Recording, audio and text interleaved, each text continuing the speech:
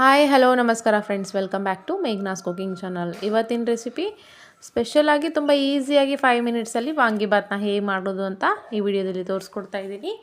ವಿಡಿಯೋನ ಎಲ್ಲೂ ಸ್ಕಿಪ್ ಮಾಡದೆ ಕೊನೆ ತನಕ ನೋಡಿ. ಹಾಗೆ ಯಾರೆಲ್ಲ ನಮ್ಮ ಚಾನಲ್ನ ಮೊದಲೇ ಬಾರಿ ನೋಡ್ತಾ ಇದ್ದೀರಾ ಅವರು ಸಬ್ಸ್ಕ್ರೈಬ್ ಮಾಡಿ, ಹಾಗೆ ಪಕ್ಕದಲ್ಲಿರೋ ಬೆಲ್ಲೈಕನ್ನ ಪ್ರೆಸ್ ಮಾಡಿ.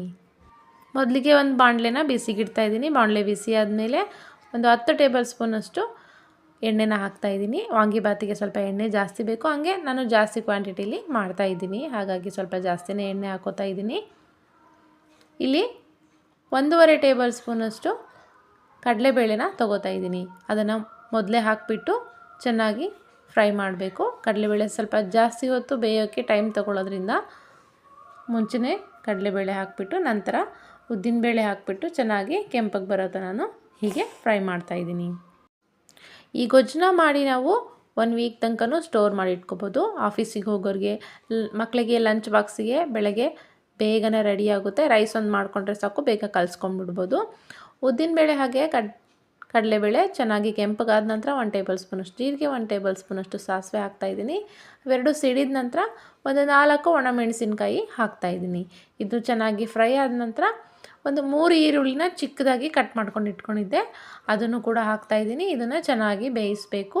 ಈರುಳ್ಳಿ ಜಾಸ್ತಿ ಇದ್ದರೆ ತುಂಬ ಚೆನ್ನಾಗಿ ಆಗುತ್ತೆ, ನೀವು ಬೇಕಂದರೆ ಇನ್ನೂ ಜಾಸ್ತಿನೂ ಹಾಕ್ಕೋಬೋದು.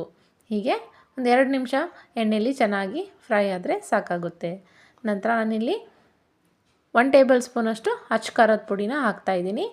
ಮಸಾಲೆ ಪೌಡ್ರಲ್ಲೂ ಸ್ವಲ್ಪ ಖಾರ ಇರುತ್ತೆ, ನೋಡಿ ಹಾಕ್ಕೊಳ್ಳಿ. ಇಲ್ಲ ಇನ್ನೂ ಹೆಚ್ಚಿಗೂ ಬೇಕಂತಂದರೆ ನೀವು ಇನ್ನೂ ಜಾಸ್ತಿನೂ ಆ್ಯಡ್ ಮಾಡ್ಕೋಬೋದು. ಹೀಗೆ ಫ್ರೈ ಮಾಡಿದ ನಂತರ ಸೀಮೆ ಬದನೆಕಾಯಿನ, ಹಸಿರು ಬದನೆಕಾಯಿನ ಚಿಕ್ಕದಾಗಿ ಕಟ್ ಮಾಡಿ ಇಟ್ಕೊಂಡಿದ್ದೆ, ಅದನ್ನು ಕೂಡ ಇದಕ್ಕೆ ಆ್ಯಡ್ ಮಾಡ್ತಾಯಿದ್ದೀನಿ. ನೋಡಿ, ಹೀಗೆ ಒಗ್ಗರಣೆಯಲ್ಲಿ ಬದನೆಕಾಯಿನ ಚೆನ್ನಾಗಿ ಫ್ರೈ ಮಾಡ್ಕೋಬೇಕು. ಬೇಗನೆ ಫ್ರೈ ಆಗೋಲ್ಲ. ಒಂದು 4 ರಿಂದ 5 ನಿಮಿಷದಷ್ಟು ಒಂದು ಲಿಡ್ನ ಕ್ಲೋಸ್ ಮಾಡಿಬಿಟ್ಟು ಚೆನ್ನಾಗಿ ಬೇಯಿಸ್ಕೊಳ್ಳೋಣ. ಹಾಗಿದ್ರೆ ತುಂಬ ಚೆನ್ನಾಗಿ ಬೆಂದಿರುತ್ತೆ. ಬಾಯಲ್ಲಿ ತಿನ್ನಬೇಕಾದ್ರೆ ಗಟ್ಟಿ ಗಟ್ಟಿ ಅನಿಸಲ್ಲ, ಸ್ಮೂತಾಗಿ ಚೆನ್ನಾಗಿ ಬರುತ್ತೆ. ಈ ಬದನೆಕಾಯಿ ಅನ್ನಕ್ಕೆ ಹಾಕ್ಕೊಂಡು ಹೀಗೆ ಒಗ್ಗರಣೆ ಹಾಕ್ಕೊಂಡು ತಿಂತಾಯಿದ್ರೆ ತುಂಬಾ ಚೆನ್ನಾಗಿರುತ್ತೆ. ನಂತರ ಇದು ಬೆಂದಮೇಲೆ ಒಂದು ಅರ್ಧ ನಿಂಬೆ ಹಣ್ಣಿನ ಗಾತ್ರದಷ್ಟು ಹುಣಸೆ ಹಣ್ಣನ್ನು ನೆನೆ ಹಾಕ್ಬಿಟ್ಟು ಆ ಹುಳಿನ ಇದಕ್ಕೆ ಹಿಂಡ್ತಾ ಇದ್ದೀನಿ. ಹಾಗೆಯೇ ನಾನಿಲ್ಲಿ 10 ರೂಪಾಯಿ ಪ್ಯಾಕೆಟಲ್ಲಿ ಸಿಗೋಂತಹ MTR ವಾಂಗಿಬಾತ್ ಪೌಡ್ರನ್ನ ಯೂಸ್ ಮಾಡಿ ಒಗ್ಗರಣೆ ಮಾಡ್ತಾಯಿದ್ದೀನಿ. 1 ಪ್ಯಾಕೆಟ್ ಅಷ್ಟೇ ಯೂಸ್ ಮಾಡ್ತಾ ಇರೋದು.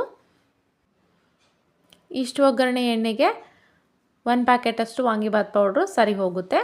ನೀವು ಇನ್ನೂ ಜಾಸ್ತಿ ಬದನೆಕಾಯಿ ಬೇಕು ಅಂದ್ರೂ ಆ್ಯಡ್ ಮಾಡ್ಕೋಬೋದು. ಹಾಗೆ ರುಚಿಗೆ ತಕ್ಕಷ್ಟು ಉಪ್ಪನ್ನ ಹಾಕಿಬಿಟ್ಟು ಮತ್ತೆ 1 ರಿಂದ 2 ನಿಮಿಷ ಚೆನ್ನಾಗಿ ಫ್ರೈ ಮಾಡ್ಕೊಂಬಿಟ್ರೆ ಈ ಒಗ್ಗರಣೆ ರೆಡಿಯಾಗುತ್ತೆ.